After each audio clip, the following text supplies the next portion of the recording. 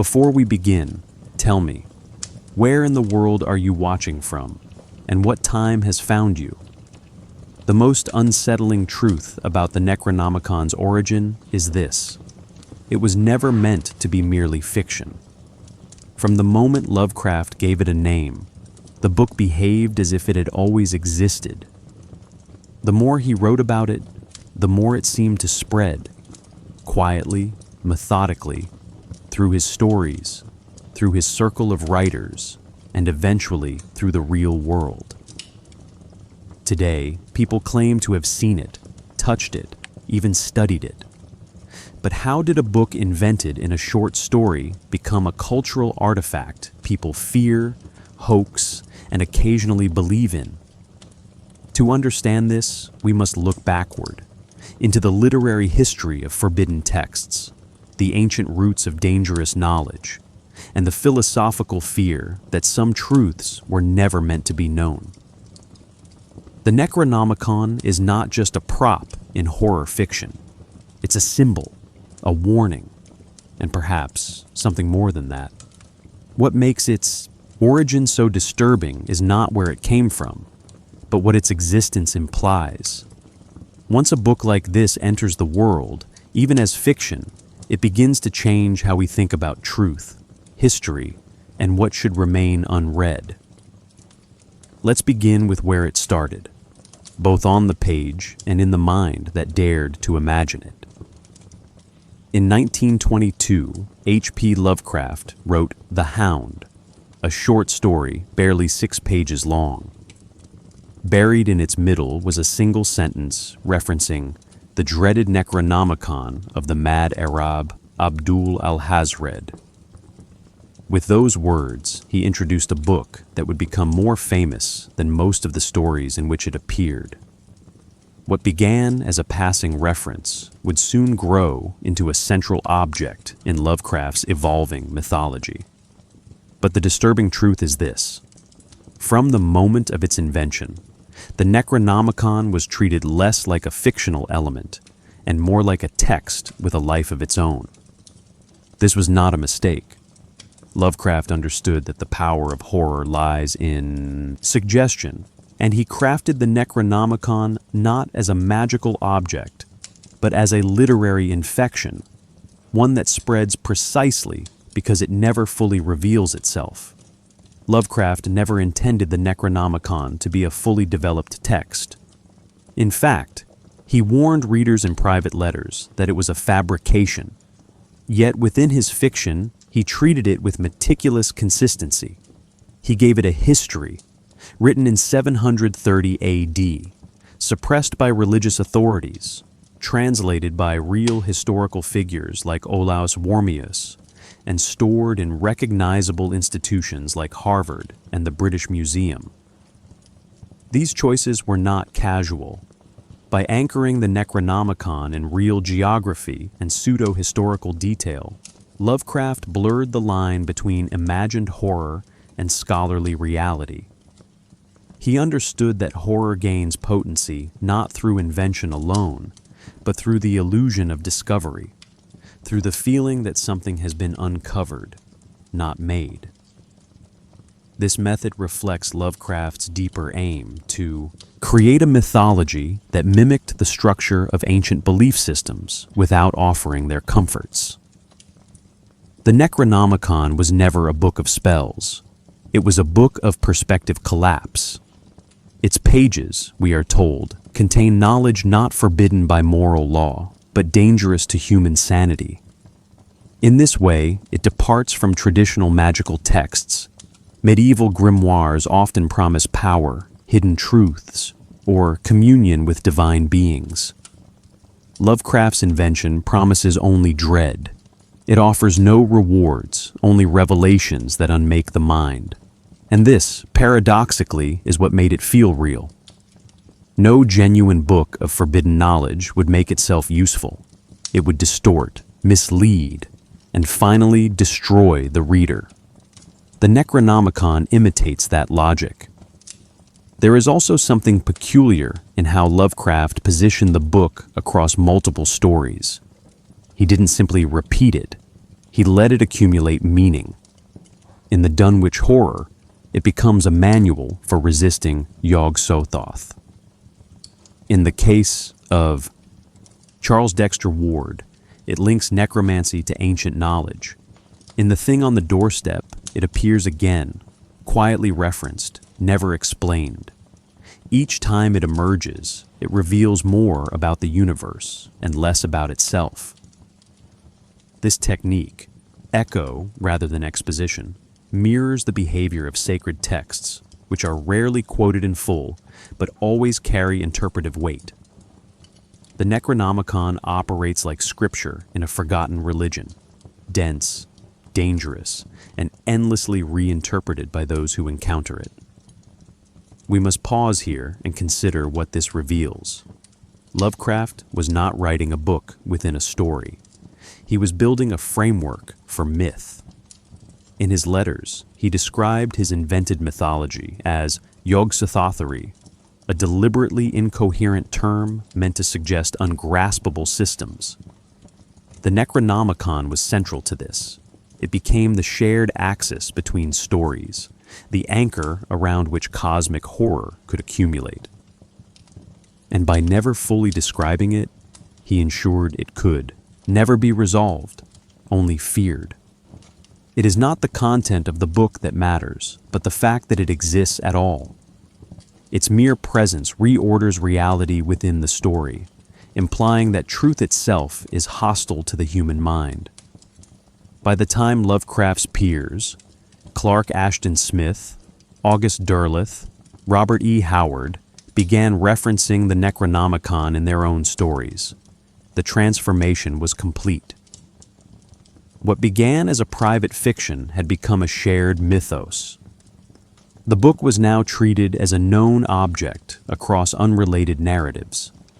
This collaborative echo created the illusion of historical depth. The Necronomicon was no longer Lovecraft's invention. It was a fragment of cultural memory. And that, perhaps, is the most unsettling part of its origin. It did not simply enter the world through fiction. It entered through belief, through the willingness of writers and readers to treat it as something already half true. This leads us directly to its deeper lineage. Lovecraft didn't invent the idea of a forbidden book. He inherited it. To understand the Necronomicon, we must examine the long tradition of cursed texts, esoteric grimoires, and lost scriptures that precede it. These are not just literary devices. They are cultural artifacts rooted in real fears about what knowledge should and shouldn't be written down. That history is where we now turn. The Necronomicon did not emerge in a vacuum. Its unsettling presence draws from a much older current, a cultural and philosophical lineage of forbidden texts, dangerous knowledge, and altered states of reality. Lovecraft may have coined the name and shaped its myth, but he embedded it within traditions that long preceded him, traditions shaped by ancient religions, mystical texts, and colonial imaginations of the exotic and the unknown. The figure of the mad Arab Abdul al-Hazred, for instance, evokes more than just Middle Eastern mystique. It channels centuries of Western projection onto the Orient as a source of secret wisdom and perilous truths. In the Necronomicon, Lovecraft synthesized these influences into a single, haunting artifact, a fictional book that feels like it has always existed just out of reach. One root of this fictional text lies in the medieval grimoire tradition. Books such as The Key of Solomon, Picatrix, and Liber Iuratus were not only guides to angelic or demonic summoning, they were also social flashpoints, suspected of causing madness, heresy, or spiritual ruin. Often written in fragmented Latin, Arabic, or ciphered language, these works held power precisely because they were partially illegible. Like the Necronomicon, they were feared not just for their content, but for their ambiguity. Possessing one could invite persecution. reading one could invite madness. Lovecraft echoes this tradition by presenting the Necronomicon as a text that doesn't offer access to power, but instead confronts the reader with truths incompatible with human sanity. This tradition extends further into religious and esoteric philosophies. Gnostic scripture, particularly the apocryphal Gospel of Judas or the Apocalypse of Adam, often depict a cosmos governed by deceptive powers and hidden hierarchies. They offer revelations not of comfort, but of disillusionment. The structure of reality, according to these texts, is a prison maintained by false gods. The path to salvation lies in uncovering a terrifying truth. Lovecraft's fiction, particularly the knowledge contained in the Necronomicon, mirrors this structure. It reveals a universe ruled not by divine order, but by chaos, indifference, and incomprehensible beings. Knowledge does not liberate, it destabilizes. Here, we see the philosophical bridge between Gnostic inversion and cosmic horror. Equally important is the influence of Enlightenment-era skepticism. The figure of the heretic philosopher, driven mad by rational inquiry into unknowable truths, appears in thinkers like Thomas Browne and the Gothic tradition he inspired. Lovecraft was fascinated by the limits of reason. What happens when scientific curiosity collides with metaphysical horror? In this context, the Necronomicon operates like a philosophical trap.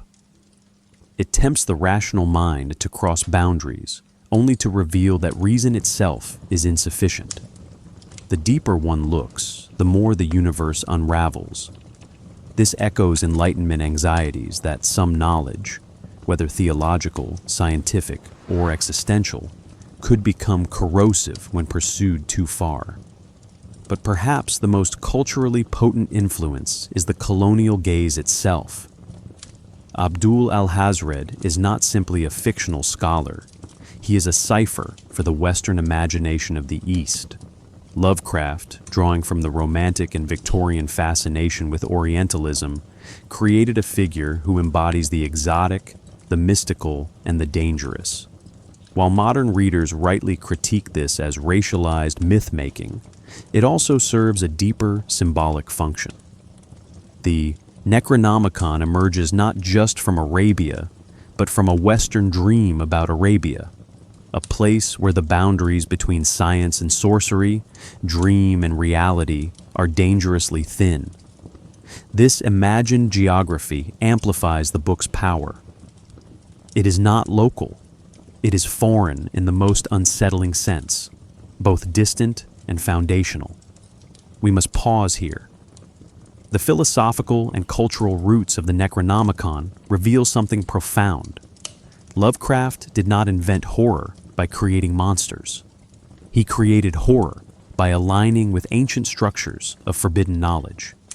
He borrowed from grimoires, echoed Gnostic pessimism, and amplified Orientalist tropes, not to offer a new mythology, but to revive an old fear that truth, once uncovered, does not save us. It isolates, erodes, and devours. The Necronomicon is not a novel idea. It is a convergence of long-standing anxieties about what happens when humans reach beyond their limits. This convergence is encoded even in the book's name and language. To fully grasp how these traditions shaped the Necronomicon's identity, we must now turn to its etymology, the construction of its title, the symbolic weight of its invented languages, and the eerie plausibility of its linguistic roots. Words matter, especially in horror, and Lovecraft's words were chosen to last. The name Necronomicon exerts power not through mysticism, but through etymology, a constructed word that sounds ancient, logical, and terrifying all at once. Lovecraft claimed it was derived from Greek, nekros, dead, nomos, law or custom, and icon, image or representation. Taken together, it suggests an image of the law of the dead, or more loosely, a book that catalogs the customs of the dead. This layering of meaning, legal, symbolic, and morbid, perfectly encapsulates Lovecraft's strategy. He wasn't inventing nonsense words. He was composing pseudo-scholarship. The title's credibility stems from its structure. It obeys the grammatical patterns of genuine ancient texts, and that subtle discipline is what makes it convincing. What's more revealing is Lovecraft's own uncertainty about the name. In a 1936 letter, he admits the etymology is slightly irregular, even wrong. But the illusion held because readers rarely interrogated the term. Necronomicon sounded like something real. This is crucial. Horror does not depend on factual accuracy, but on perceived coherence. The term's phonetic weight, its classical roots, and its alignment with actual academic terminology gave it a strange plausibility. Compare it to real titles like Physiologus or Corpus Hermeticum. Each sounds vaguely ecclesiastical, scholarly, and sacred. Necronomicon joins this lineage without belonging to it, forming a category of its own, the believable forgery. Lovecraft deepened the effect by surrounding the book with invented translations and alternate titles. The supposed Arabic original, al-Azif, deserves attention. In Arabic, Azif refers to nocturnal sounds made by insects, specifically the eerie, high-pitched whirring attributed in folklore to jinn. By naming the book after this sound, Lovecraft introduces a layered symbol. Language as vibration, knowledge as whisper, the supernatural expressed through the natural.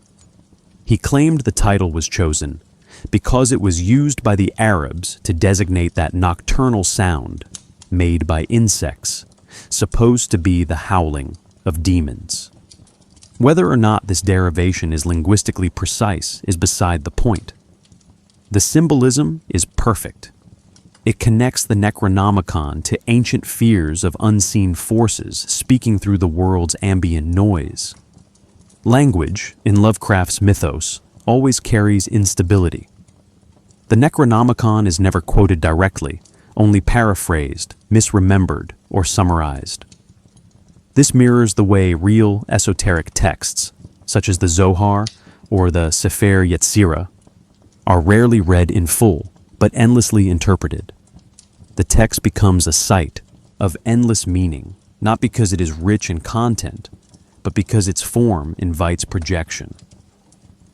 Lovecraft emulated this by never settling on one language, edition, or form for the Necronomicon.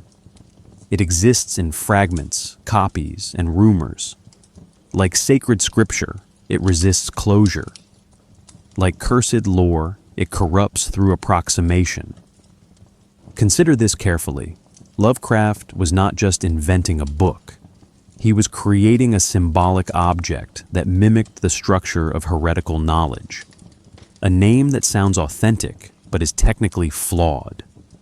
A language that points to sound rather than meaning. A text that cannot be fully quoted. Each of these features resists rational containment. They create a literary object that behaves like a mythic one, not meant to be read, but to be feared, referenced, and distorted. That is how the Necronomicon gains its reality, not through direct narrative, but through indirect invocation. This explains why later authors, hoaxers, and occultists felt compelled to give the Necronomicon physical form. The strength of Lovecraft's linguistic scaffolding made it feel like an undiscovered text rather than an invented one. Titles like the Simon Necronomicon or the George Hay edition emerged not to reinterpret Lovecraft, but to fill a perceived gap, an absence so precisely drawn that it demanded fulfillment. The name's semantic power generated belief. It blurred the boundary between language and ontology. A word became a book became a myth. We are now prepared to examine how Lovecraft extended this linguistic illusion into narrative space. The Necronomicon is not just named convincingly, it is embedded within stories using the techniques of authentic myth-making. Through false citations, scholarly framing, and intertextual layering, Lovecraft created a document that acts real. In the next section, we'll follow that transformation, how the book's invented history, imaginary scholars, and careful placement across stories gave it the texture of reality. This is where symbol becomes story, and story begins to feel like memory. The Necronomicon was never simply a background prop.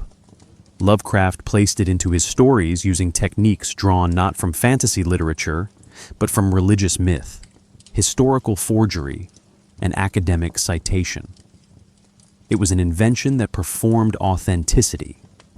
He attributed it to a fictional author, gave it a disputed translation history, embedded it in real institutions, and wove it into the margins of multiple tales, always mentioned, never fully revealed.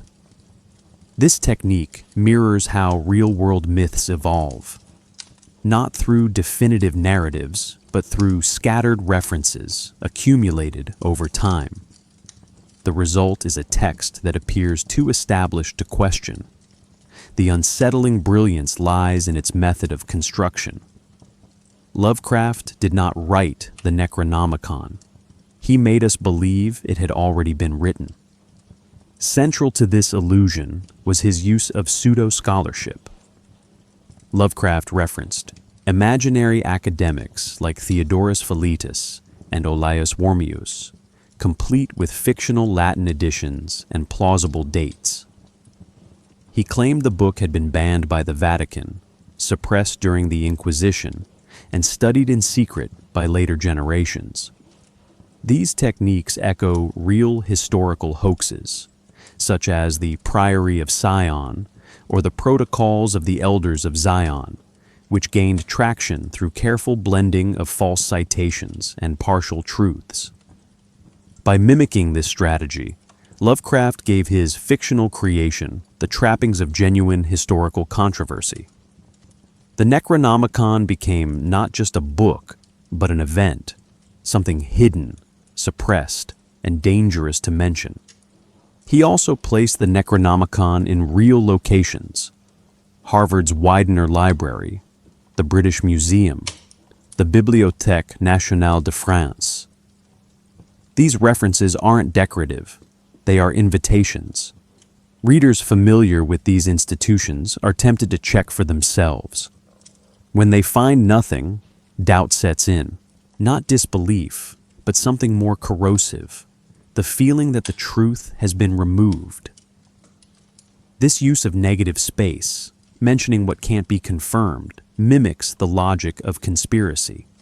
It builds the illusion that reality is concealing something rather than simply lacking it. The Necronomicon works because it feels like something the world has hidden just well enough. The effect is cumulative.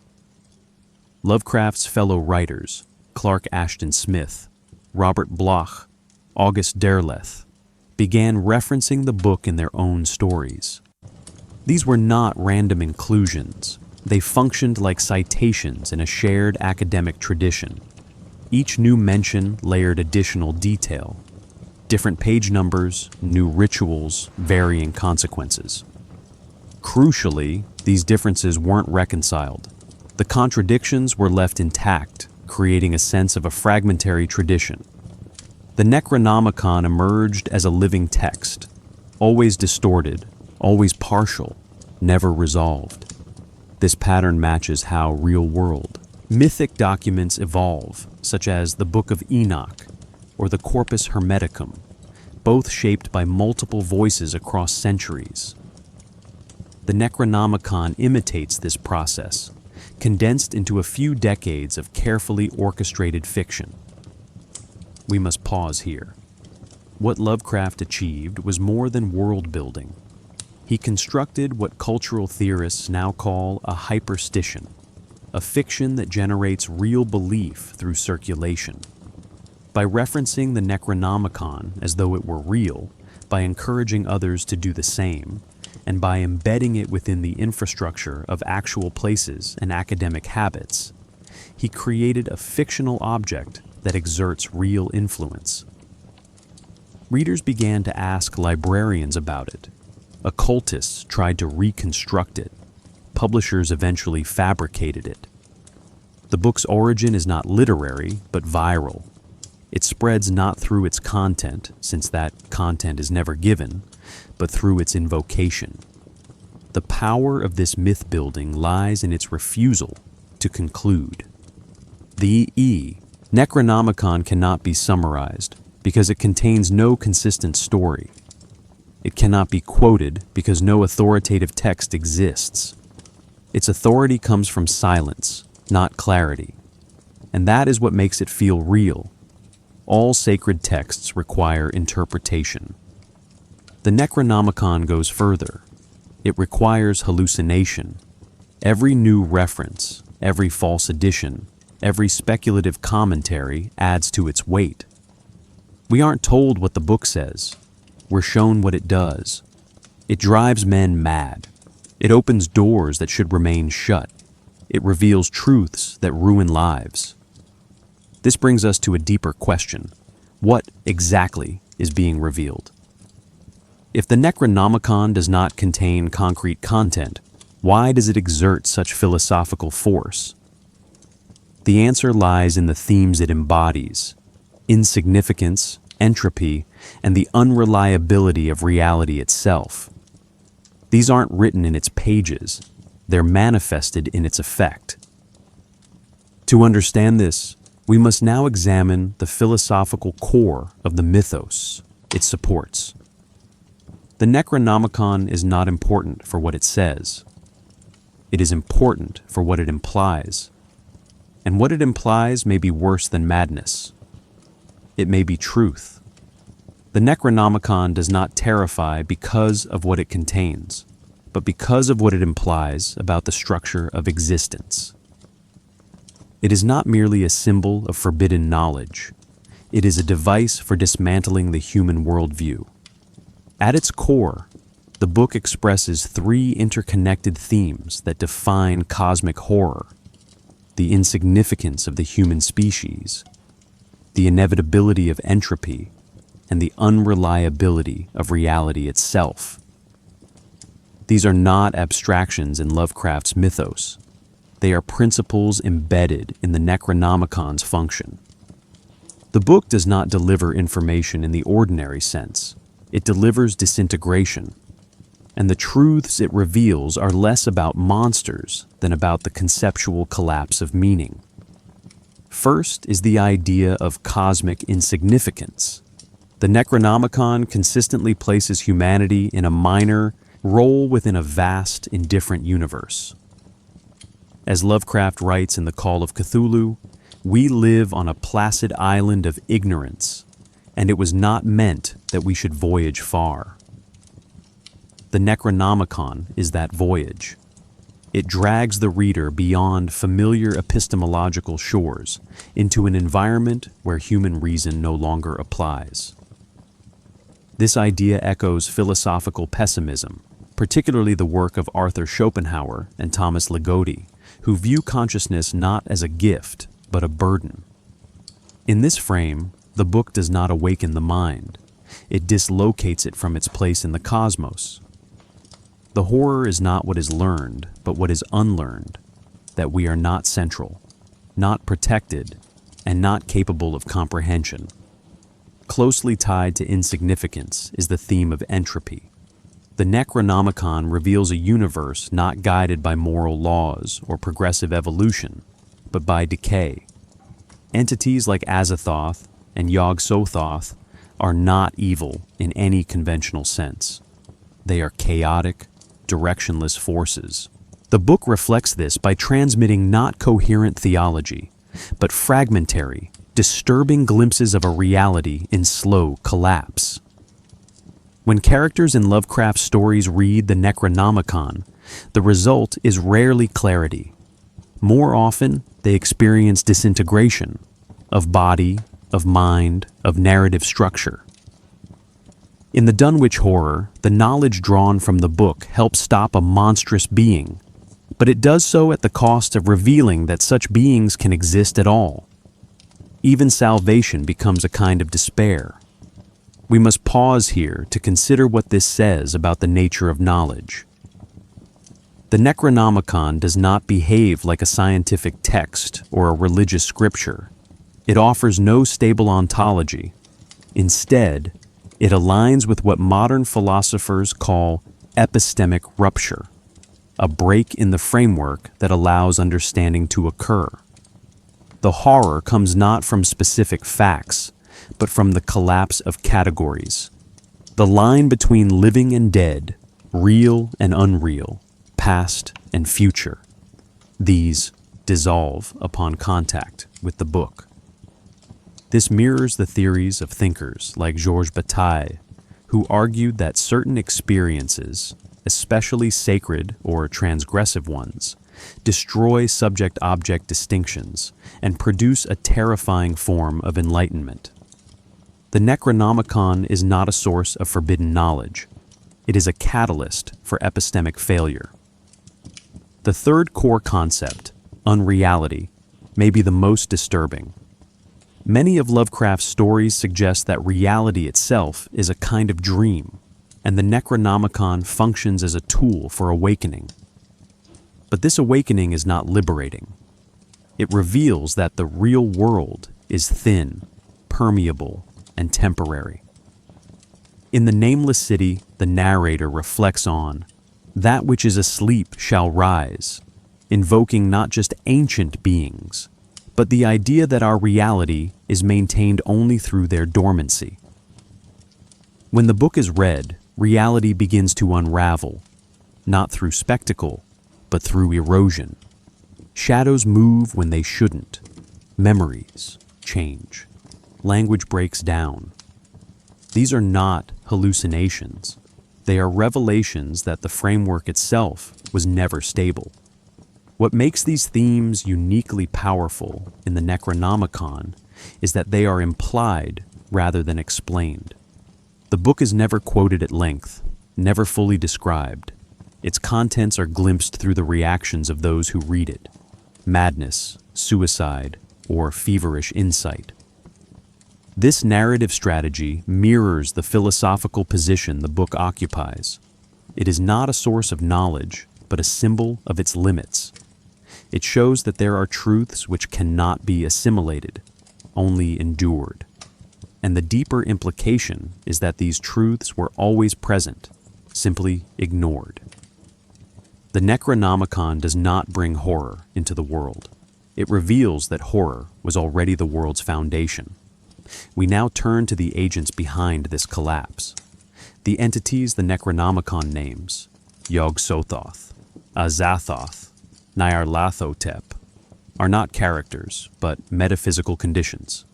They are described as gods, but act more like functions of the cosmos: omnipresence without personality, power without intention, chaos without conflict. Understanding the nature of these beings helps clarify what the book actually means when it speaks of knowledge. Because when the universe itself is structured around madness, the pursuit of truth leads not to discovery, but to ruin. The Necronomicon operates as a kind of metaphysical index. Its purpose is not to describe beings, but to name forces that break the mind's relationship to reality. The entities referenced within its imagined pages are not monsters in any traditional sense. They are structural violations, expressions of time, space, and causality no longer bound by human comprehension. Yog-Sothoth, Azathoth, and Nyarlathotep are not antagonists. They are conditions.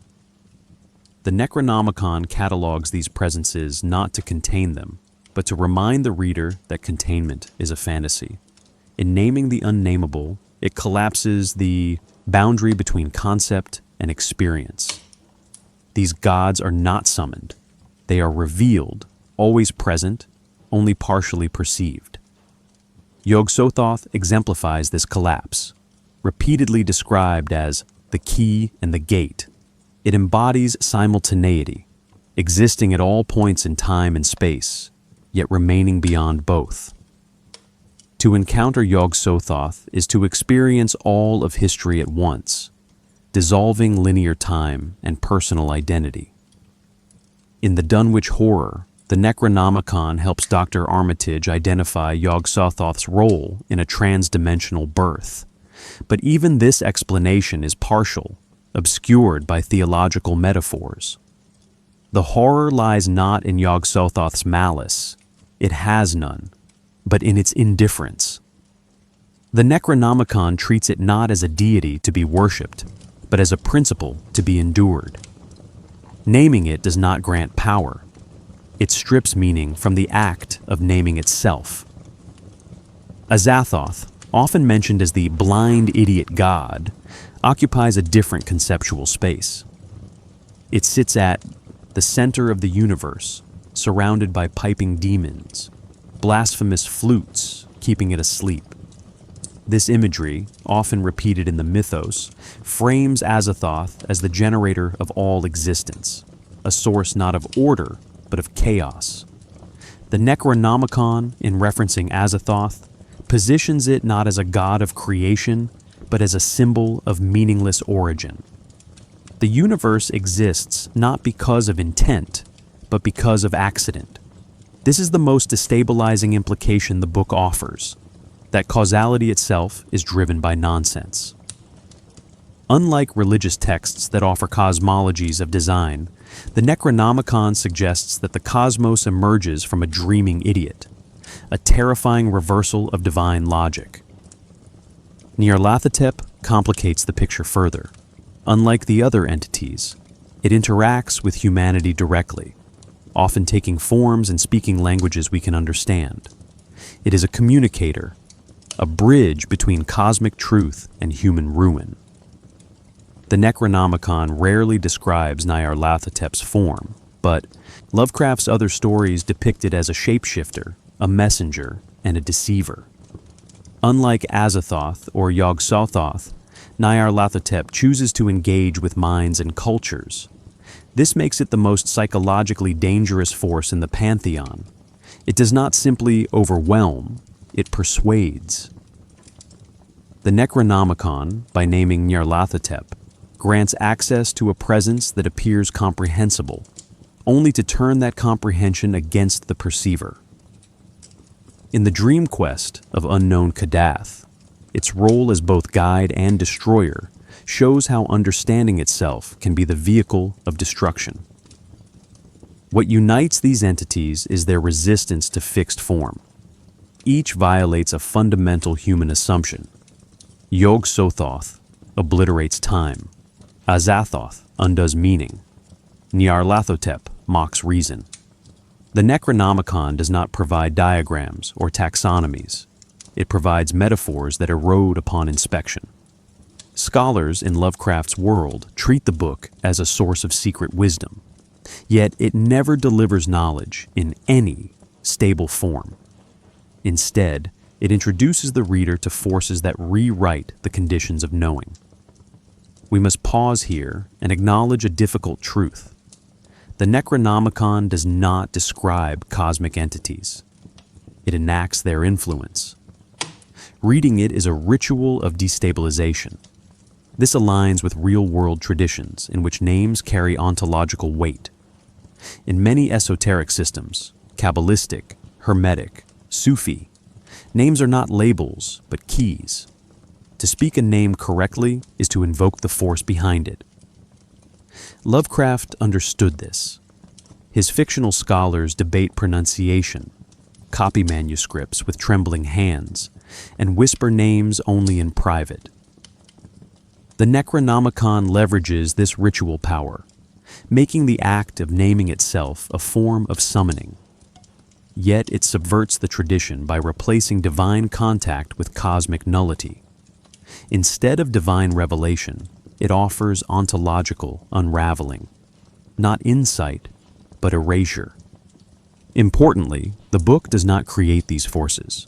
It reveals that they were always there, This is the unsettling core of its function. The entities it names are not intrusions. They are the fabric of existence. The Necronomicon merely removes the filters that shield the mind from them. The result is not transformation, but dissolution. Consciousness does not expand. It collapses under the pressure of non-human logic. The book is not a gateway to the divine. It is a dismantling of the human.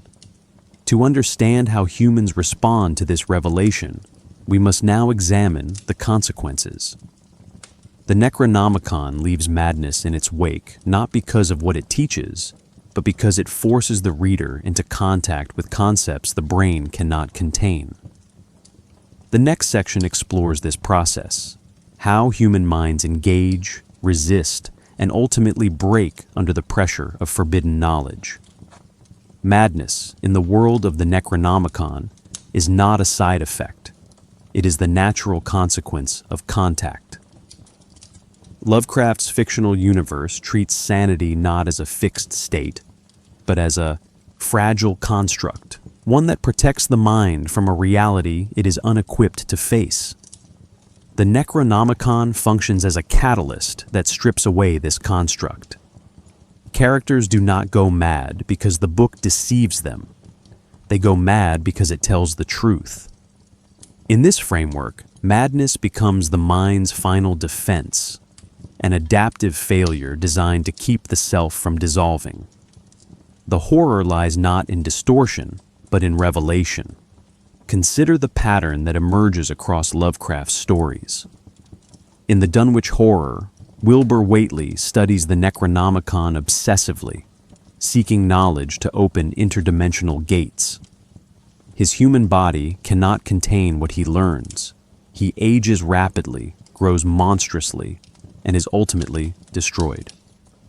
In the case of Charles Dexter Ward, the protagonist's descent into necromantic study leads to the resurrection of ancestors and the collapse of identity. These are not tales of evil sorcerers. They are cautionary parables. The more fully the book is understood, the more unstable the reader becomes. Madness is not punishment. It is ontological overflow.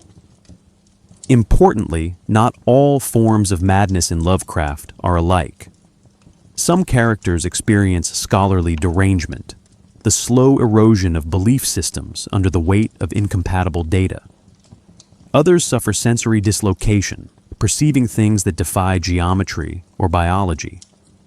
Still others endure epistemic vertigo, where language, time, or memory cease to behave consistently. The Necronomicon causes all three, often in combination. It does not attack the mind directly. It alters the structure of what the mind can perceive. This reflects Lovecraft's view that horror emerges not from chaos, but from the partial failure of order, when the rules bend, but do not yet break. We must pause here. Lovecraft's conception of madness is distinct from clinical definitions. It does not map cleanly onto modern psychology, nor does it reflect a moral failing or personal weakness. Rather, it dramatizes a philosophical condition. What happens when the universe reveals itself to be not only stranger than we imagined, but stranger than we can imagine? The Necronomicon is not dangerous because it lies. It is dangerous because it discloses a reality in which human minds are a local aberration, brief, limited, and irrelevant. To go mad in such a world is not to break, but to finally understand. This theme draws from a longer literary and philosophical tradition. In Shakespeare's King Lear, madness reveals hidden truths. In Nietzsche's writing, madness haunts those who peer too deeply into the void. Lovecraft radicalizes this tradition by removing the human center entirely. The madness induced by the Necronomicon does not lead to self-knowledge. It leads to self-erasure. What one learns is that there is no coherent self to begin with. only fragile neural patterns pretending to impose meaning on cosmic noise. The Necronomicon disrupts this illusion. It teaches not how to think, but how thought fails. There is also a social dimension to this madness. Readers of the Necronomicon are often isolated, disbelieved, or institutionalized. This reflects a deeper irony. The more accurate one's understanding of the universe becomes, the less intelligible it is to others. In this sense, the book does not only cause madness, it manufactures heresy. It places the reader at odds with consensus reality. In The Thing on the Doorstep, the protagonist's descent into occult knowledge is interpreted as delusion, even as it proves accurate. The Necronomicon therefore operates as a wedge between individual perception and collective understanding. It produces madness not only as personal breakdown, but as exile. What's most disturbing, however, is that this madness is not always permanent. Some characters adapt, at least partially.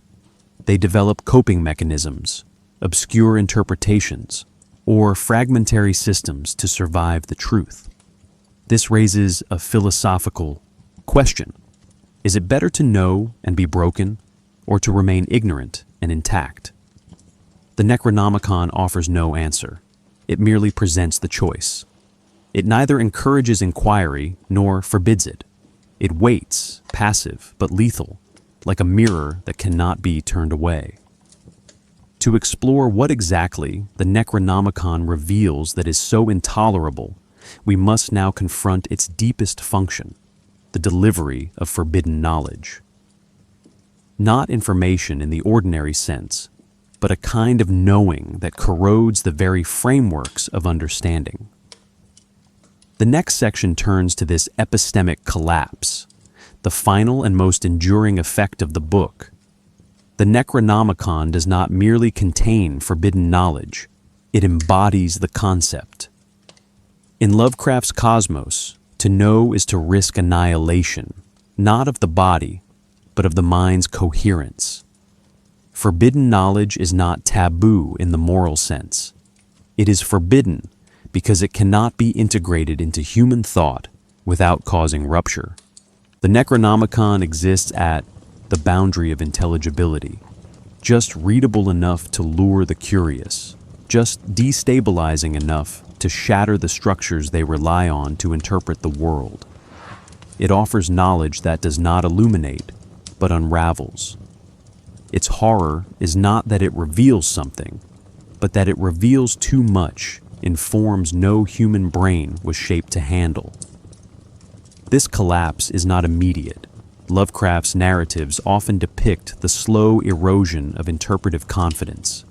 In The Dunwich Horror, Dr. Armitage consults the Necronomicon to identify the nature of the threat, but his victory is hollow. The knowledge he gains does not restore order, it only prevents catastrophe. In the case of Charles Dexter Ward, the protagonist reconstructs lost rituals and ancestral secrets, only to become displaced by the knowledge he recovers. This is a recurring structure. Forbidden knowledge provides temporary clarity, followed by irreversible disorientation. Truth, in Lovecraft's work, is both precise and useless. Cannot be unknown, and it cannot be endured. We must pause here and consider the implications. The Necronomicon reframes knowledge as a threat not because of what it says, but because of what it unveils about knowledge itself. The assumption that the mind can expand indefinitely is exposed as a comforting myth. There are upper limits, not of intelligence, but of cognitive stability. Once crossed, the mind doesn't comprehend more. It begins to disassemble. This is not a metaphor. In Lovecraft's fiction, characters who gain insight do not become enlightened sages. They become fragmented observers, aware of truths they cannot process. The Necronomicon is the perfect narrative device for dramatizing this boundary.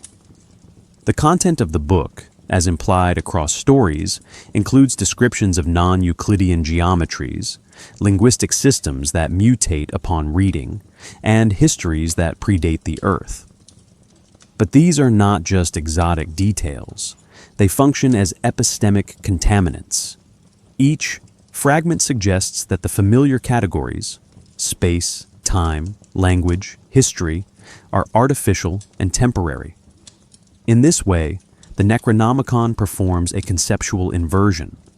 It does not enlarge the known world. It reveals that the known world is the smallest, most fragile sliver of reality. The forbidden knowledge it delivers is not about entities or events, but about structure. The universe is not ordered. It only appears to be. This aligns with a broader philosophical tradition that treats knowledge as inherently dangerous. In Gnostic thought, secret wisdom unveils the deception of material reality. In Nietzsche, truth is a tool for power, not liberation. In Bataille, excess knowledge leads to rupture. Lovecraft's Necronomicon shares this lineage but radicalizes it.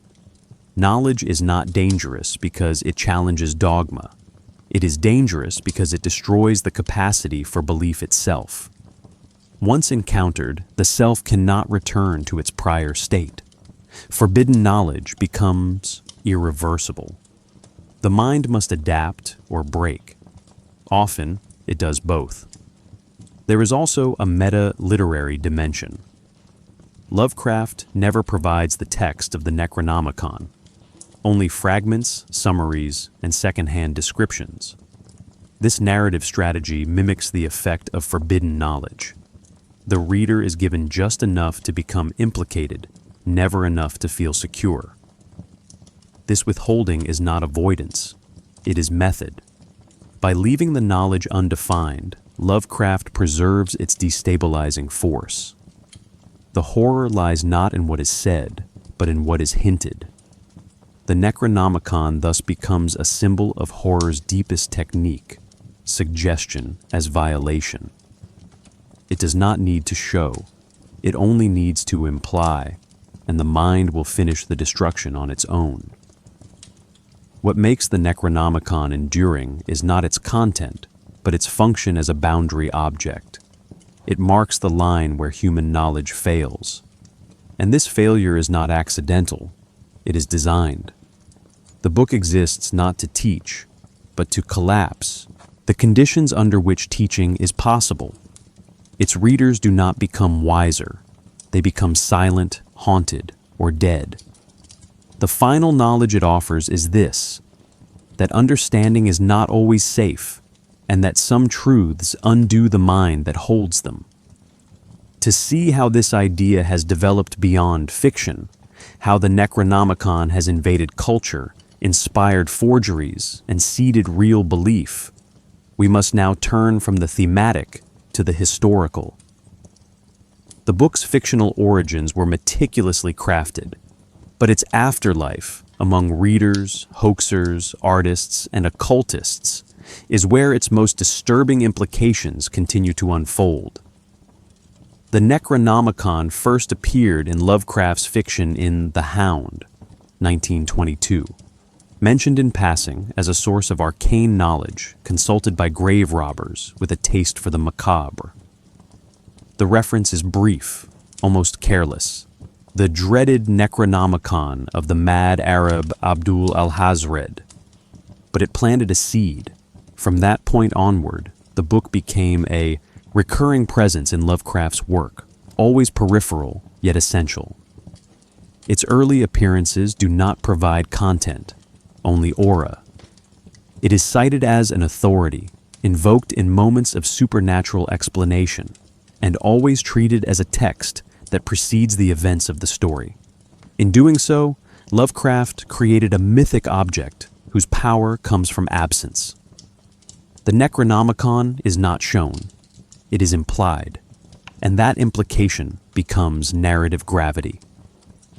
In The Nameless City, 1921, published 1925, Lovecraft expands the myth by introducing Abdul al-Hazred's quote, "That is not dead which can eternal lie, / and with strange aeons, even death may die." This couplet, attributed to the Necronomicon, became one of the most enduring lines in Lovecraft's entire mythos. It functions not just as poetry, but as a cosmological thesis. Death is not a boundary. Time is not a cure. The universe contains cycles so vast and beings so alien that even fundamental categories, life, death, duration, become unstable. The quote's integration into multiple stories later reinforced the book's coherence. It was not merely an invented text. It was a source of recurring truth, linking disparate narratives across time and space.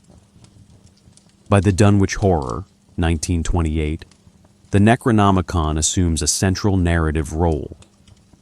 Dr. Armitage and his colleagues use it to investigate the unnatural circumstances of Wilbur Whately's birth and his connection to Yog-Sothoth.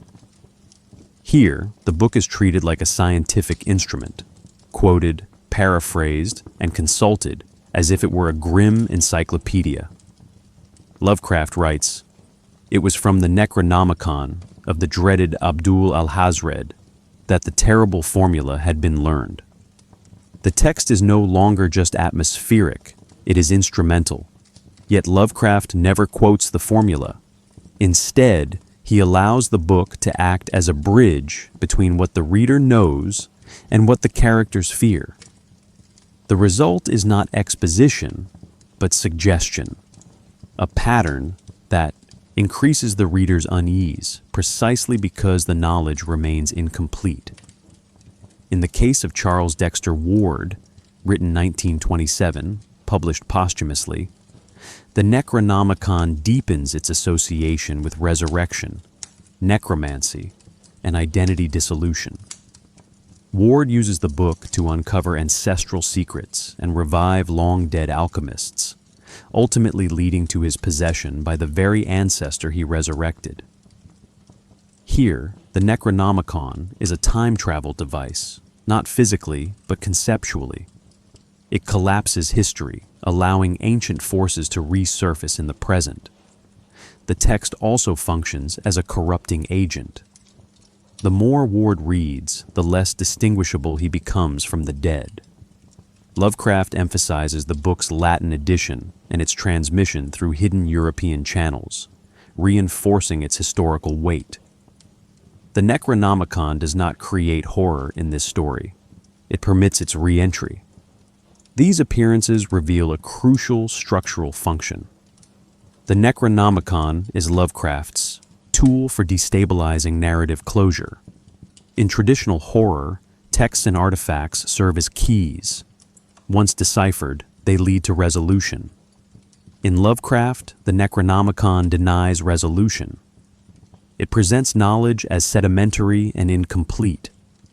Each citation hints at a larger cosmology that will never be fully revealed. This approach mirrors religious scripture, which accumulates meaning through interpretation rather than clarity. The book's presence implies a deeper reality, one that cannot be grasped in a single narrative. Instead, the reader is left with fragments, partial understandings that increase tension by resisting coherence. As Lovecraft's mythos developed, the Necronomicon began to link otherwise unrelated stories. In The Thing on the Doorstep, 1933, The Dreams in the Witch House, 1932, and The Haunter of the Dark, 1935, the book appears again, sometimes in footnotes, sometimes as passing reference, sometimes as an implied source. These connections formed a proto-canon, not defined by strict chronology, but by thematic resonance. The book became the common thread uniting tales of dream space, interdimensional beings, and occult revelation. Importantly, Lovecraft never standardized the Necronomicon. Its descriptions varied, its translations multiplied, and its history remained inconsistent. This was not oversight, it was strategy. The book could not become ordinary because its power depended on remaining unknowable. By the end of Lovecraft's life, the Necronomicon had ceased to be a fictional book. It had become a mythological engine, a generative source of narrative tension, epistemic danger, and cosmic implication. Later writers would expand its mythology, fabricate additions, and reinterpret its function, but the blueprint was already in place. The early stories had seeded the idea of a text so dense with implication that its absence produced more fear than its presence ever could. From its scattered appearances, Lovecraft constructed not a codex, but a void, one that beckoned to be filled by speculation, fear, and eventually belief. This absence now gives way to more focused manifestations. To see how the Necronomicon operates within a single narrative, how it shapes events, characters, and outcomes, we turn next to a case study. In the Dunwich Horror, the book takes center stage as both weapon and warning, shaping the story's mythological and philosophical dimensions alike. In the Dunwich Horror, 1928, the Necronomicon moves from mythic background detail to active narrative force. The story depends on the book, not as a prop, but as a source of necessary intervention. Without it, the events in Dunwich would unfold unchecked. With it, the horror can be named, partially understood, and barely contained. Lovecraft allows the book's influence to stretch across generations, languages, and dimensions. Yet, he withholds its contents. Readers do not see the text, only its effects. The result is a story in which the Necronomicon becomes both the key to survival and the reason danger exists at all. It enables contact with Yog-Sothoth, but offers no protection from what that contact reveals.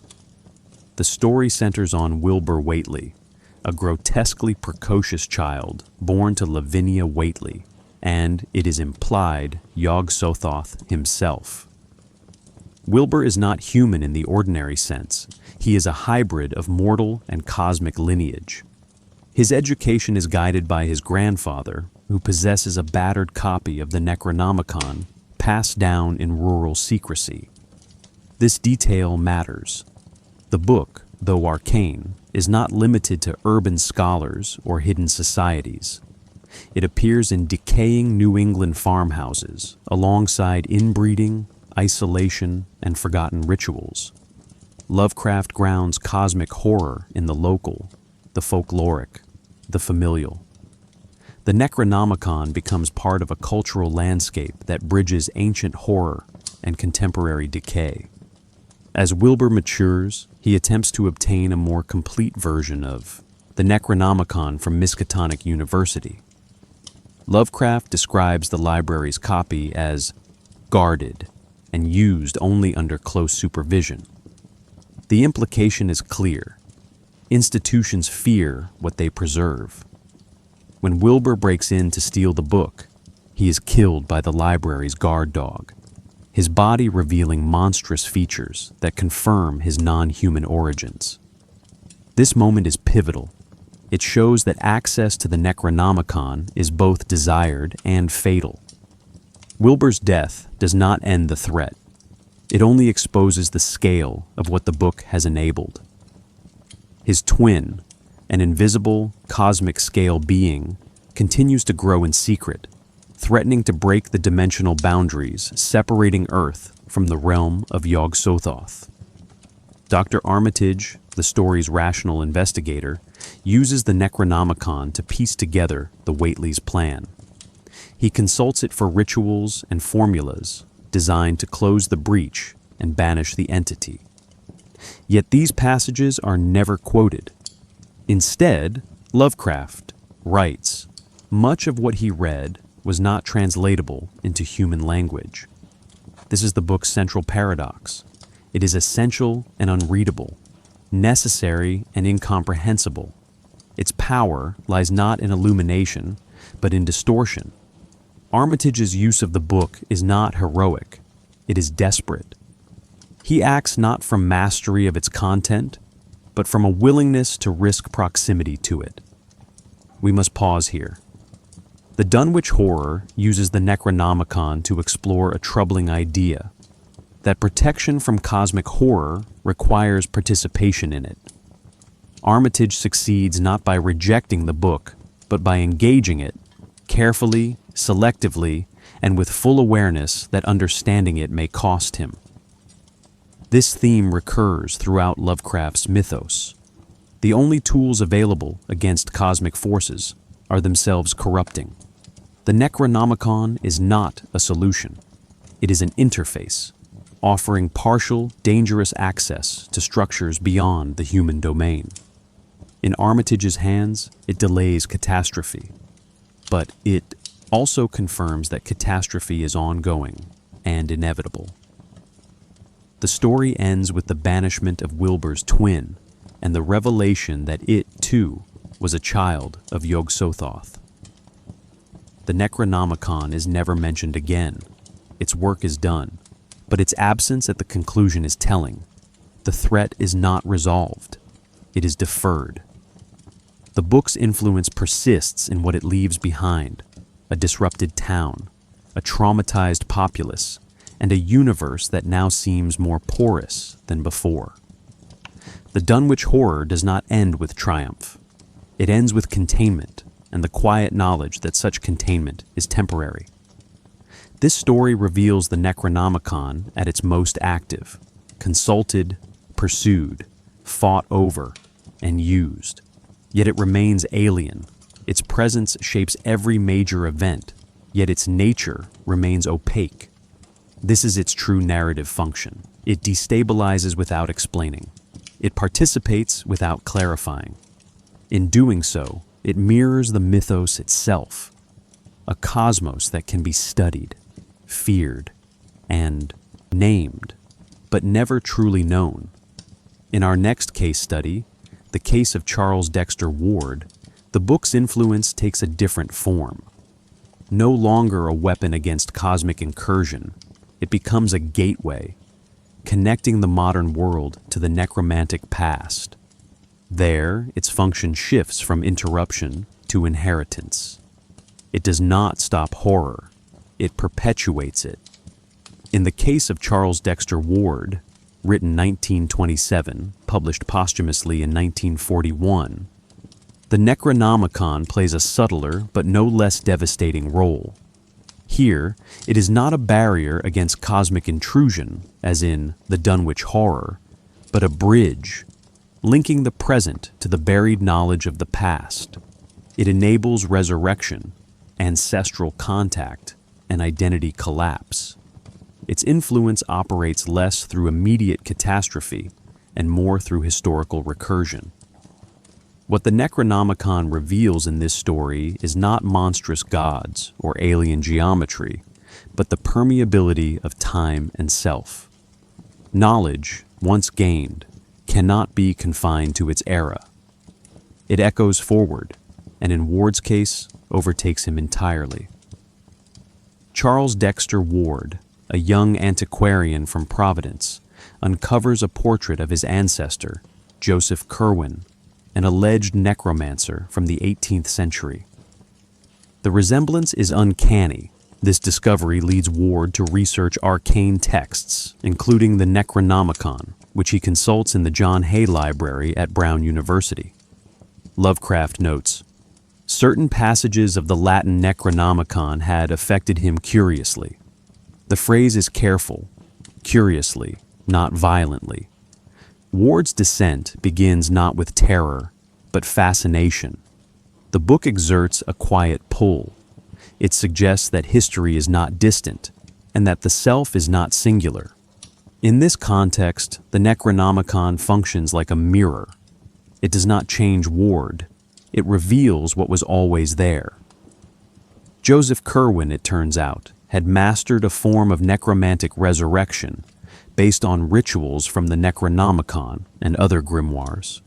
These rites allow not just communication with the dead, but the reconstitution of their physical forms. Curwen's formula, esse aeris cultor, voca corpus ut vivat, appears as a fragment of corrupted Latin, echoing the mangled language often associated with the Necronomicon.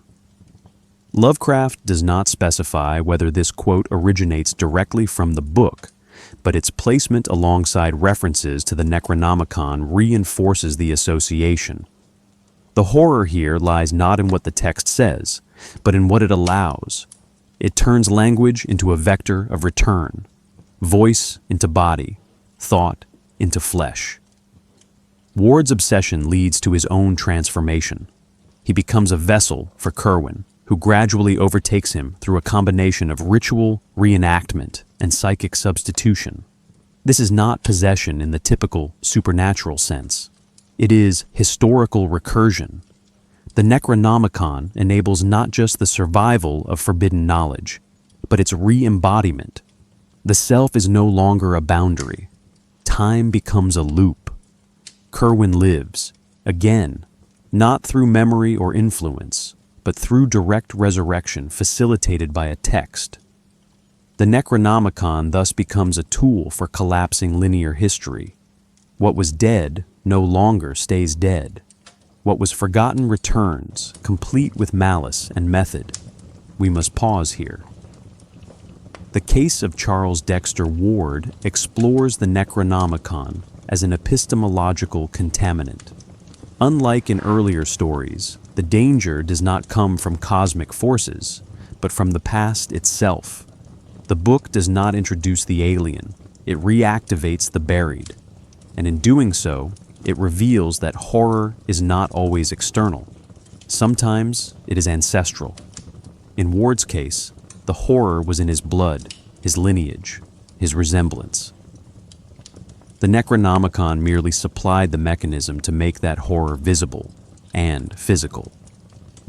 Lovecraft carefully underscores that the knowledge contained in the Necronomicon is fragmentary and distorted. The Latin edition Ward uses is incomplete, riddled with obscure glosses and ambiguous annotations. This is no accident. The ambiguity reinforces the book's mythic status. It cannot be fully translated or trusted. Interpretation becomes part of the risk. Misreading is not just a possibility, it is a danger. Every reader of the Necronomicon becomes an interpreter, and every interpretation is a potential opening. Ward's tragedy is not simply that he reads the book, but that he reads it with just enough accuracy to activate it.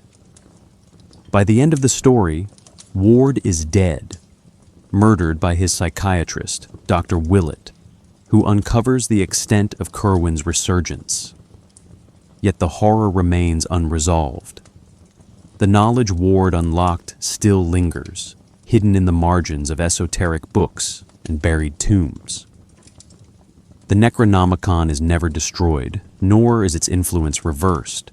The narrative closes with quiet dread. History is porous, the dead are attentive, and texts remain open. The story's final tone is not resolution, but recoil. The past does not stay buried.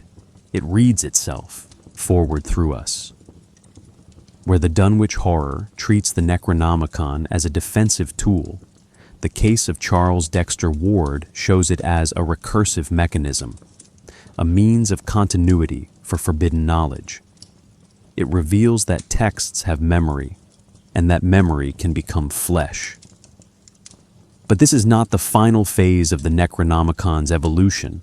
To see how the book transformed after Lovecraft's death, how other writers expanded, distorted, and sometimes betrayed his original design, we must now examine its collaborative and posthumous life. There, the text escapes fiction entirely. After Lovecraft's death in 1937, the Necronomicon did not fade into obscurity. It metastasized. What began as a fictional artifact took on a life beyond its creator. carried forward by his literary circle, most notably August Derleth. Derleth co-founded Arkham House to preserve and publish Lovecraft's work, but his reinterpretations of the mythos and of the Necronomicon itself altered its philosophical foundations. Lovecraft had framed the book as a conduit to a cold, indifferent cosmos. Derleth reshaped it into a theological battleground, aligning its contents with moral dualism. This was the beginning of the book's transformation from a source of epistemic terror into a systematized myth, a shift that both expanded its reach and compromised its original ambiguity. Derleth introduced the notion of elder gods, opposing the great old ones, casting the Necronomicon as a document that reveals not just cosmic truths, but moral conflict. In stories like The Lurker at the Threshold and The Trail of Cthulhu, the book becomes a manual for identifying and resisting evil. Rituals become codified, alignments are drawn. While this made the mythos more accessible for readers seeking structure, it ran counter to Lovecraft's core vision, that the universe is not a war between good and evil, but a chaos beyond morality. The Necronomicon in Derleth's hands still caused madness, but it also contained warnings, safeguards, and clearly defined dangers. In clarifying the book's function, he inadvertently diminished its horror. Other collaborators and followers treated the Necronomicon as a shared fictional artifact. Clark Ashton Smith, Robert Bloch, and later Ramsey Campbell all referenced it in their stories, sometimes faithfully, sometimes with creative departures. Each invocation reinforced the book's reality within the mythos. The more it was cited, the more it behaved like a text with an actual tradition.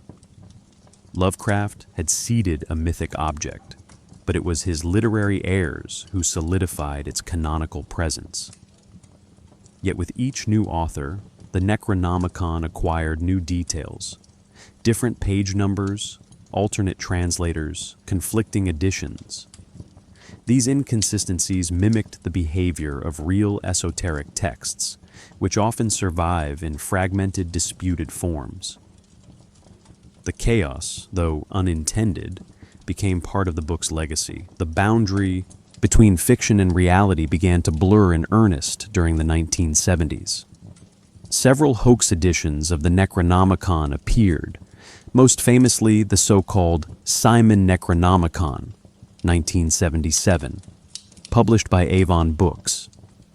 Marketed as a genuine grimoire discovered by a mysterious priest, the volume combined Sumerian mythology, ceremonial magic, and Lovecraftian language. It bore little resemblance to anything Lovecraft had written, yet it sold widely, fueled by a cult curiosity and the ambiguity of its presentation.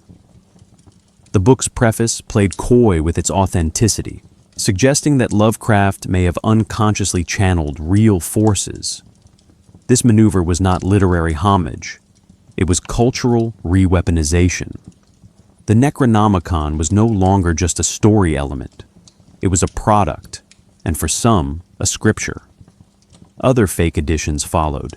The Hay Necronomicon, the George Gamble Angel translation, and various internet-born variants.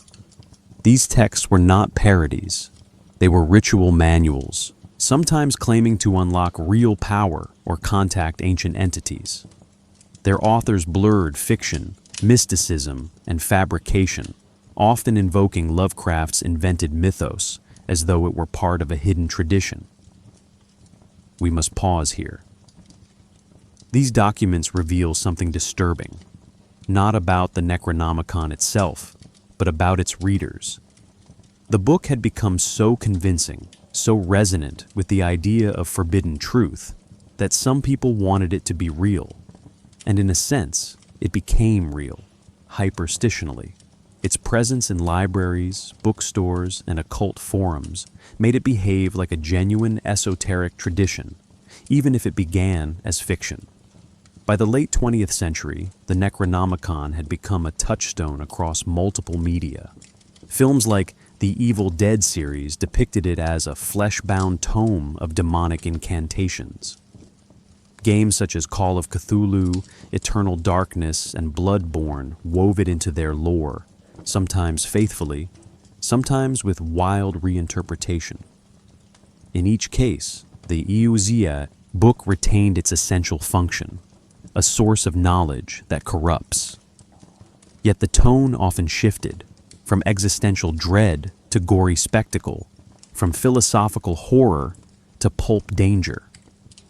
The Necronomicon became a symbol adaptable to the needs of its user, a floating signifier. But in this proliferation, it lost some of the silence that made it terrifying. Once a book that could never be read, it was now endlessly consumable. Still, the original disturbance persists. The Necronomicon continues to fascinate not because of what it says, but because of how it was made to feel real. Its evolution, from fragmentary references and stories to fabricated physical volumes, demonstrates the power of carefully constructed fiction to leak into belief systems. Each reinterpretation, each expansion, layered new meaning onto a void that Lovecraft never filled. This absence is the book's center, a hollow that demands content, interpretation, and fear. As we now turn to the book's life outside, literature, its sightings, myths, adaptations, and psychological resonance, we'll see that the Necronomicon is not merely a literary device, it is a cultural haunting. Despite being invented by Lovecraft, the Necronomicon has left a footprint far beyond fiction. It occupies a strange space between literature and folklore, where belief and disbelief coexist. People claim to have seen it, found it in sealed collections, or encountered those who know someone who has read it. These sightings are rarely direct and often secondhand, yet they persist. The Necronomicon behaves like an urban legend. It moves through rumor, not evidence. This is its most disturbing transformation, a fictional book that has entered culture not as a novel, but as a secret. It is not encountered in stories. It is whispered about in the margins of conversations, catalogs, and late-night forums. Several public libraries have reported attempted thefts or mysterious requests for the Necronomicon. The Vatican Library, the British Museum, and Harvard's Widener Library, all named by Lovecraft as repositories, have fielded inquiries. In 2008, a Brazilian university listed the Necronomicon in its catalog, complete with a call number. The listing turned out to be a prank, but its presence was convincing enough to spread online. In other cases, libraries have included fabricated entries to catch pranksters or test attention to detail. These hoaxes, while playful, reveal something deeper. People want the book to exist. The myth is participatory. Its absence invites contribution. Once named, the Necronomicon becomes a kind of cultural riddle, one that each generation is tempted to solve. The most famous hoax edition, the Simon Necronomicon, 1977, was not presented as fiction. Its introduction claims the book is a translation of ancient Sumerian texts, connected to Lovecraft only by unconscious influence.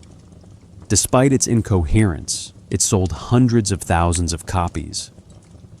Some occult practitioners began using it in rituals. It even appeared in police reports linked to crimes in the 1980s and 90s, usually cited as evidence of satanic influence. What's important is not the text's content, largely fabricated, but its reception. The Necronomicon had moved beyond literary homage into functional belief. It became a prop for real-world narratives of fear, rebellion, and hidden truth. We must pause here. The The desire to find the Necronomicon reflects a deeper cultural tension, the fear that official knowledge is incomplete. In this sense, the book is not just a hoax, it is a counter-narrative. It stands in for everything institutional knowledge excludes: madness, heresy, mystery. The myth of a suppressed book of ultimate truth appeals across ideological lines. To the occultist, it's a grimoire. To the conspiracy theorist, it's evidence of a hidden order. To the horror fan, it's the perfect story fragment, tangible enough to imagine, elusive enough to remain undebunked. The Necronomicon persists because it reflects our suspicion that some knowledge was never meant to be public. In internet culture, the book thrives as digital folklore. It appears in creepypasta, ARGs, alternate reality games, and forum threads claiming to have seen a real copy. On Reddit, users post photos of exotic-looking tomes with aged pages, implying authenticity without claiming it. On 4chan and obscure occult boards, scanned pages circulate, usually mixtures of Latin, cipher, and Lovecraftian names. The performance is part of the myth. Belief is rarely absolute. Most participants play along with a tone of semi-ironic reverence. Yet this ambiguity is precisely how modern myths survive. The Necronomicon is not believed or disbelieved. It is half-believed, a position more durable than either extreme. In this form, the Necronomicon resembles the Voynich manuscript, the Codex Seraphinianus, and even the Book of Soiga, real texts that resist interpretation. The difference is that the Necronomicon was never found. It was written to feel like something lost. Its myth depends not on presence, but on plausibility. This gives it a unique cultural function. It serves as a placeholder for the forbidden. Whenever society needs a symbol for dangerous knowledge, the Necronomicon reemerges, adapted to the moment, reinscribed with new fears. The details shift. The function does not. Why does this matter? Because it reveals something unsettling about the way we treat fiction. The Necronomicon began as a literary device, but it has become a vessel for collective anxiety. It thrives in the cracks between genres, media, and belief systems. It is cited, feared, and sometimes faked, not because it exists, but because we act as if it should. It is the book that explains too much, and so it must always remain missing. From hoaxes to catalog listings to digital artifacts, the Necronomicon continues to evolve. But its most enduring power lies in its ambiguity. It is not a book, it is a question. And as we now turn to its life in popular media, film, games, and music, we'll see how that question continues to be asked again and again in new and often unexpected forms. In modern media, the Necronomicon has become a recognizable symbol, equal parts ancient grimoire, demonic catalyst, and philosophical abyss. Its appearances across film, games, and music vary in fidelity to Lovecraft's vision, but its core function remains stable. It represents knowledge that should not be accessed. Unlike other fictional books, it survives adaptation because it never required consistency. Its vagueness is its strength. Whether treated with irony or reverence, the Necronomicon signals that the story has entered territory where logic no longer applies, and where something larger, older, and more hostile has begun to stir. The most iconic cinematic use of the Necronomicon appears in the Evil Dead franchise, 1981 to present. There, it becomes the Necronomicon Ex Mortis, a flesh-bound tome that unleashes demonic forces when passages are read aloud. Its pages contain grotesque illustrations and invocations in a hybrid of Latin and Sumerian. Unlike Lovecraft's indirect treatment, the films quote the book, show it, and even burn it. Yet the result isn't clarity, it's excess. The Evil Dead turns the idea of the book into visual chaos. Limbs severed, bodies possessed, reality fractured. This transformation reflects a cultural shift. The horror becomes physical, but the philosophical core remains. Once the book is opened, something irreversible begins. Video games have adopted the Necronomicon as both lore and mechanic. In Call of Cthulhu, Dark Corners of the Earth, 2005, the book appears as part of the narrative, used to summon or repel cosmic forces. The game mirrors Lovecraftian themes of madness and instability. Reading the book drains sanity, shifts perception, and triggers hallucinations. In Eternal Darkness, 2002, a spiritual successor to Lovecraftian design, a fictional tome called the Tome of Eternal Darkness functions much like the Necronomicon, guiding characters through collapsing timelines and realities. In Bloodborne, 2015, while the Necronomicon is never named, its spirit permeates the setting. Knowledge causes mutation. Insight corrodes identity, and truth lies buried beneath Gothic architecture. Across these games, the pattern holds. Books are portals, not to understanding, but to dissolution. In music, the Necronomicon thrives within metal subcultures, particularly black and death metal. Bands like Morbid Angel, Nile, and Necronomicon, Canada, reference the book explicitly in lyrics, album art, and stage design. These invocations are not literary footnotes. They are aesthetic weapons. The book becomes a symbol of anti-dogma, chaos, and transgression. For many artists, citing the Necronomicon is a way to align with the forbidden without subscribing to any particular belief system. It conveys seriousness without system. The lyrics rarely quote from the book directly.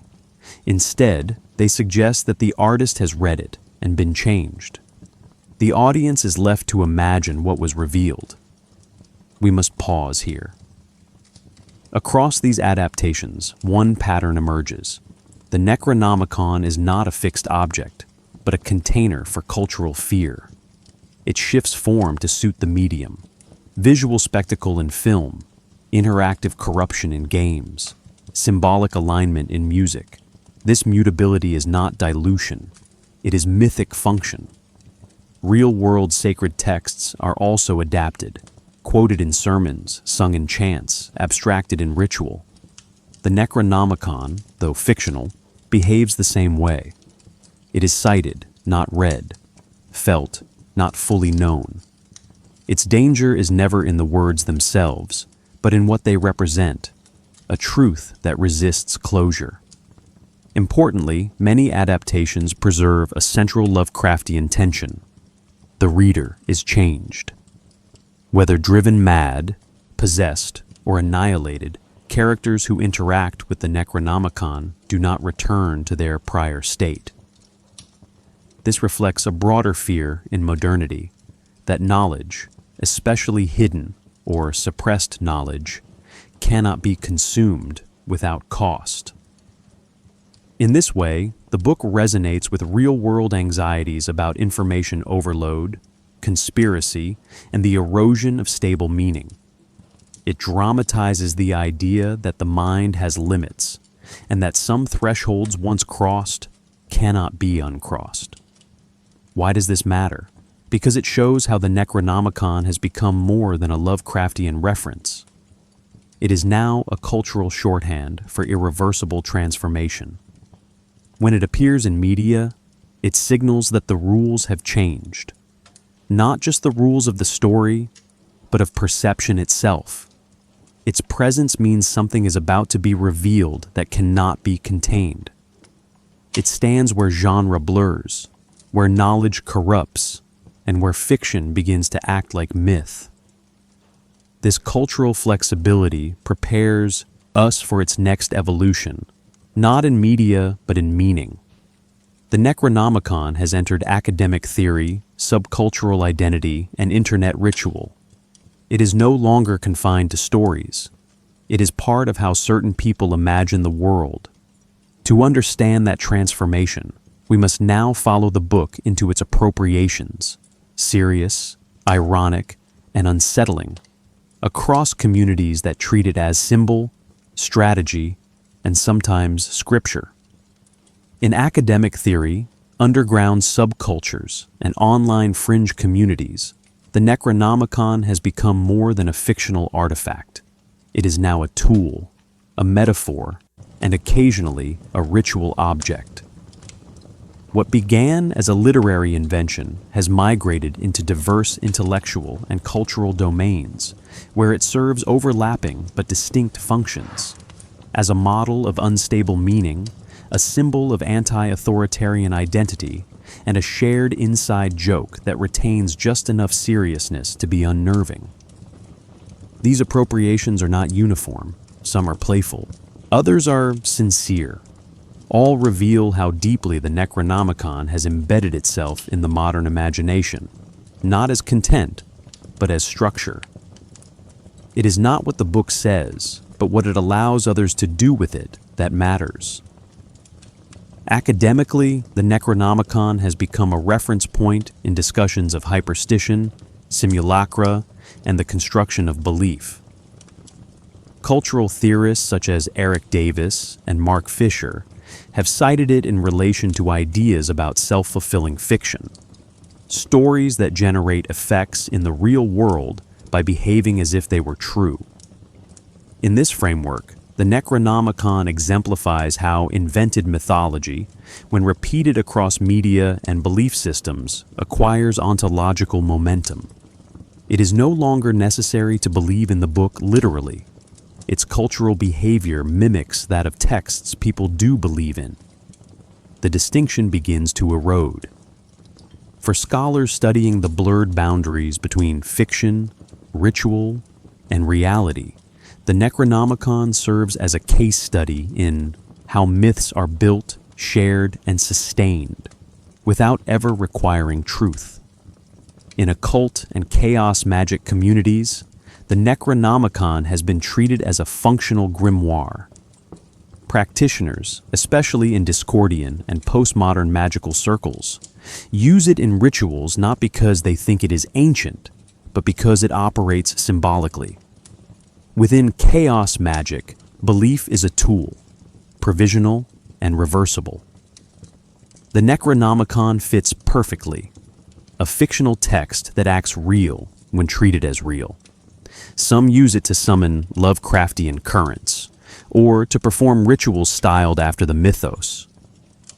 The Simon Necronomicon, despite its literary incoherence, remains in circulation because it feels dangerous.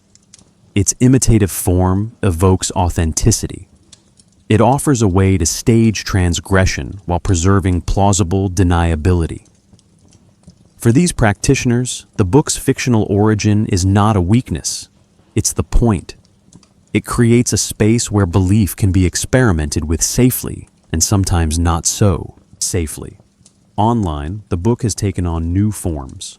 ARGs, alternate reality games, creepypasta forums, and digital art communities have all integrated the Necronomicon into their systems of meaning. Fake screenshots of catalog listings, forged digital pages, and fictional librarian testimonies circulate in spaces where participants know the game, but act as if they don't. This is the logic of the internet myth. Truth is less important than tone. The Necronomicon thrives in this environment. Its ambiguity is its engine. When someone posts "I found it," the discussion rarely demands proof. Instead, it continues the performance. This participatory ambiguity reflects a modern need, not to be certain, but to be haunted. The Necronomicon becomes a shared artifact of digital folklore, endlessly reauthored and never resolved. We must pause here. These subcultural and academic uses reveal something profound. The Necronomicon succeeds because it refuses closure. It does not provide a system of belief. It provides a pattern for how belief behaves. It models how texts move from fiction to function, how authority is constructed, and how the need for forbidden knowledge finds outlets in every era. Whether on an altar, in a seminar, or embedded in code, the Necronomicon operates not as an object, but as a structure of implication. It implies danger, wisdom, power, madness, but never confirms any of them. That flexibility allows it to migrate across systems and ideologies without settling. Importantly, many appropriations of the Necronomicon preserve a degree of irony, but not always. In fringe spiritual communities, particularly in isolated or conspiratorial networks, references to the book have occasionally shifted from symbolic to literal. There are reports, rare but documented, of individuals claiming real revelations from the Necronomicon, treating it as a key to spiritual awakening or cosmic knowledge. These cases are not widespread, but they demonstrate how the myth continues to mutate. What began as parody can become scripture. In this way, the book mirrors the path of other forged or disputed texts, from the Book of Soiga to the Oera. Linda Book, fiction has a long history of becoming belief.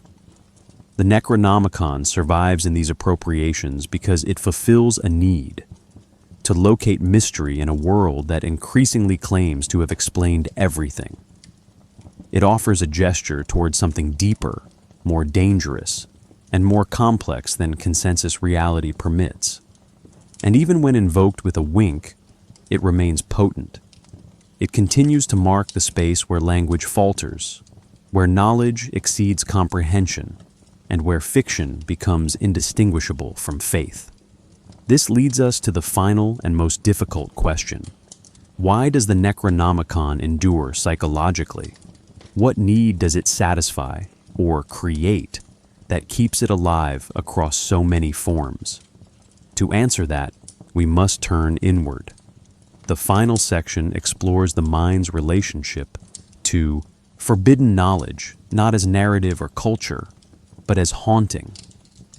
Because in the end, the Necronomicon is not terrifying because it exists. It is terrifying because we suspect something like it must. The Necronomicon endures not just as a literary device or cultural artifact. It persists because it satisfies a fundamental psychological tension, the simultaneous desire for knowledge and fear of its consequences. Unlike religious texts that promise redemption or enlightenment, the Necronomicon offers only disintegration. It confronts readers, scholars, and artists alike with the possibility that truth itself may be fatal. This idea, subtle in Lovecraft's original stories, but sharpened through decades of reinterpretation, touches on something primal. We do not fear the Necronomicon because it lies. We fear it because it might tell the truth, and because that truth may render everything else meaningless. Its most disturbing implication is not that forbidden knowledge exists, but that we are drawn to it even knowing the cost. This attraction is psychological, not rational. The Necronomicon offers no clear benefit, no power, no salvation, no coherent cosmology, only the promise that reality is far stranger and more dangerous than it appears. And yet we imagine reading it. We imagine holding it. Some even imagine surviving it. The persistence of this fantasy suggests a deep unease with the limits of human knowledge.